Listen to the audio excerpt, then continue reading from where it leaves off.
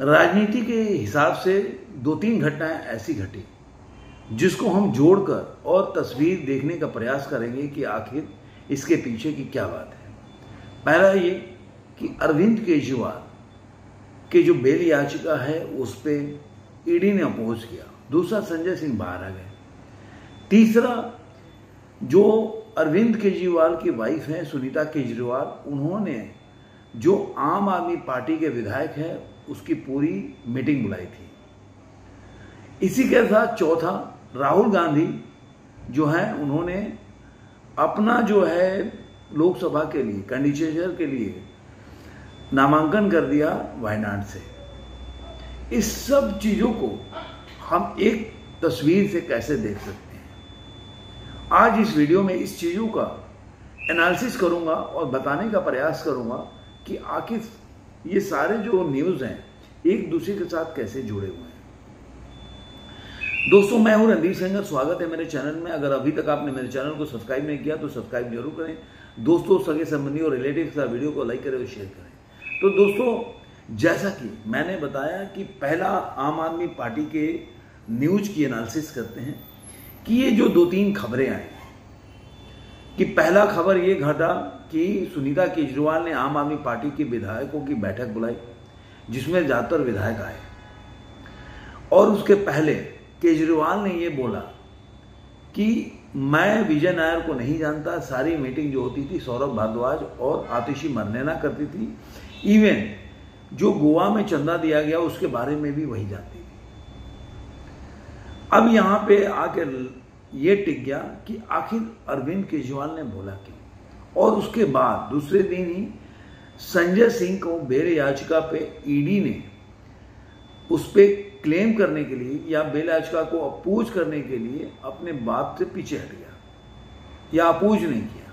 तो ये सारे मामले ऐसे जुड़े हैं कि देखिए, जब से केजरीवाल गए हैं, ये मेरा एग्जम्पशन है और आगे का जो घटनाएं घटेगी पॉलिटिकल हिसाब से तब पता चलेगा जे मेरी बात कितनी सही है। एग्जम्पशन ये है कि आपको पता है कि आज के टाइम में, मैं पहले भी वीडियो बनाया था तो बताया था कि जो केजरीवाल हैं उनके पास सबसे बड़ी समस्या है कि अगर वो सीएम किसी और को नियुक्त करेंगे तो उनकी भविष्य जो है आम आदमी पार्टी में या पकड़ जो है कम हो जाएगा। और ये गाहे बेगाहे ये न्यूज चल रही है और ये पावर टसल जो है इनडायरेक्टली चल रहा है। जो भगवंत मान है वो अलग से अपना प्रेस कॉन्फ्रेंस कर रहे हैं और केजरीवाल का कम जिक्र करते, पंजाब में उन्होंने जो कार्य किया उसको वो ज्यादा जिक्र करते हैं। मतलब ये दिखाने का प्रयास करते हैं कि अब ये 4 लीडर जो जेल में थे उसके बाद सबसे बड़ा कोई लीडर है तो वो है। आतिशी मरनेना और सौरभ भारद्वाज भी यही प्रयास कर रहे हैं, डेली नया के प्रेस कॉन्फ्रेंस कर रहे हैं। लेकिन जब केजरीवाल ने उनके बारे में बोला, पूरे दिन उन्होंने कोई प्रेस कॉन्फ्रेंस नहीं किया। केवल उन्होंने ये बोला कि मैं दूसरे दिन एक खुलासा करूंगी 10वें दिन में। ये पूरा थ्रेटनिंग था सुनीता केजरीवाल और अरविंद केजरीवाल को कि अगर तुम मेरा नाम बताओगे तो मैं सबको नाम बता दूंगी। और ये मैं मान के चलता था कि इसमें कोई खुलासा नहीं होने वाला है, और हुआ भी ऐसा ही। उन्होंने वही आरोप लगाया जिसपे कोई निराधार है। आप किसी पे कि बीजेपी में ये अपने पार्टी में रहना चाहती है, मंत्री बनाना चाहती है और पैसा दे रही है। जैसे कि आप बोल दीजिए कि हमें तो क्या नाम अमेरिका के राष्ट्रपति मुझे पैसा देके खरीद रहे हैं लेकिन मैं बिकने को तैयार नहीं हूं, तो अब इसका कोई प्रूफ तो है नहीं। आप बोलने के लिए चमड़े का जबान है, कुछ भी बोल सकते हो, लेकिन इसके पीछे कोई तथ्य नहीं। तो ये पूरा टसल ये था कि आतिशी मरनेना अब वो चाहती थी कि अब एक तो वो आम आदमी पार्टी को लीड करे, और केजरीवाल चाहते थे कि अगर आतिशी मरनेना और सौरभ भारद्वाज के हाथों में ये पार्टी गई और वो जेल में है तो सुनीता केजरीवाल और उनकी फैमिली की कोई वर्चस्व नहीं रहेगा, कोई पकड़ नहीं रहेगी आम आदमी पार्टी में। जब वो बाहर निकलेंगे 2 साल के बाद तो पूरा नजारा दूसरा होगा। अब बीजेपी का इसमें टसल ये भी था कि अगर सुनीता केजरीवाल को आगे किया जा रहा है और उन्होंने अरविंद केजरीवाल ने गेम खेला कि आतिशी मरनेना का नाम ले लिया, तो अब ये गेम ये हुआ कि जो ईडी का केस में जो संजय सिंह के बेल एप्लीकेशन पे बातचीत चल रहा था सुनवाई के दौरान ईडी ने अपोज करने से बेल से इनकार कर दिया, कहा कि हमें कोई जरूरत नहीं है, जब जरूरत होगी तो हम बुला लेंगे। अब जब संजय सिंह बाहर आ गए तो अब सुनीता केजरीवाल से, क्योंकि आतिशी मरदाना तो छोटी लीडर थी, लेकिन आज जो संजय सिंह की पकड़ है आम आदमी पार्टी पे, वो किसी की भी नहीं है अरविंद केजरीवाल के अलावा।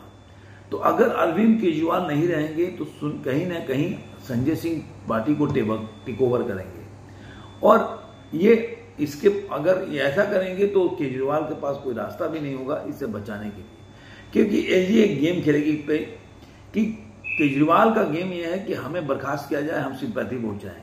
एलजी एक गेम करेगी कि वो बोलेगी आम आदमी पार्टी में से किसी एक व्यक्ति को चुना जाए जो कि मुख्यमंत्री हो, क्योंकि जेल से सरकार चलेगी नहीं, तो आम आदमी पार्टी को किसी न किसी को चुनना पड़ेगा, क्योंकि ये समय देगी तो वो दिल्ली की जनता के पास जाकर बोल भी नहीं सकते कि हमें एलजी ने बर्खास्त कर दिया, हमें पर कोई समय नहीं दिया। लेकिन अब सब एलजी समय दे देगा, जैसे कि मैं एग्जाम कर रहा हूं, तो इनको किसी न किसी को चुनना पड़ेगा। तो अब सुनीता केजरीवाल की जगह पे संजय सिंह क्यों नहीं हो सकते? अब ये पूरा गेम यहां के टिक गया।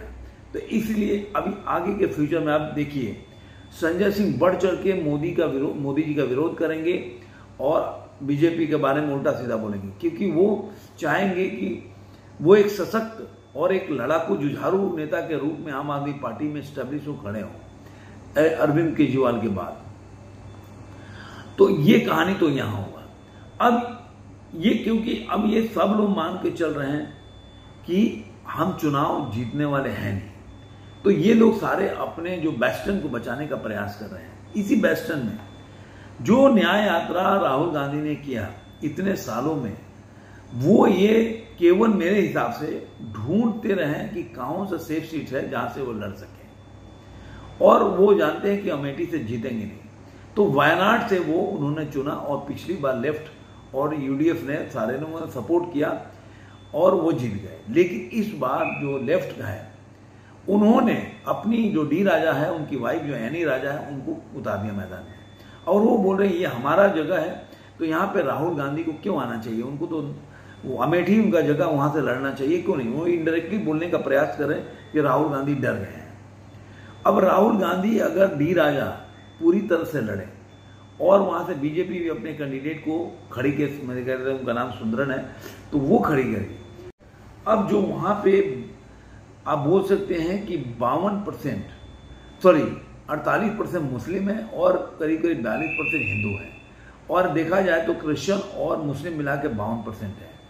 तो राहुल गांधी को लगा कि अगर हिंदू वोट नहीं देंगे तो मुस्लिम और क्रिश्चियन के वोट से जीत सकते हैं, लेकिन अगर डी राजा की वाइफ वहां लड़ जाएंगी तो कहीं ना कहीं वो राहुल गांधी के वोट को जरूर काटेंगी, और जो हिंदू वोट बैंक है वो शिफ्ट होगा बीजेपी की तरफ।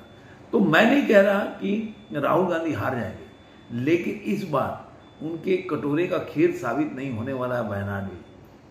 तो राहुल गांधी हो सकता है अमेठी से भी फाइल करे, लेकिन यहां से जितना नामुमकिन है, आशा बचता है केवल वायनाड से। अब आप सोचिए मैंने क्यों बोला कि जितने लोग हैं, जो भी पार्टियां हैं, वो जानती हैं कि मैं चुनाव हार गया हूं, इसलिए सारे अपने सेफ सीट जो है, आपने देखा होगा कि कोई भी पार्टी, विपक्षी पार्टी है, उसका कोई भी बड़ा लीडर चुनाव नहीं लड़ रहा है, क्योंकि वो जानते हैं कि उनको हार का सामना करना पड़ेगा। उनको डर है, जीते या ना जीते वो तो बाद में पता चलेगा, लेकिन उनको हार का डर तो है। तो इस तरह के सब अपने बेस्टन में प्रयास कर रहे हैं कि कहीं से भी स्टैब्लिश होने का प्रयास करें और कहीं से भी जीत जाए।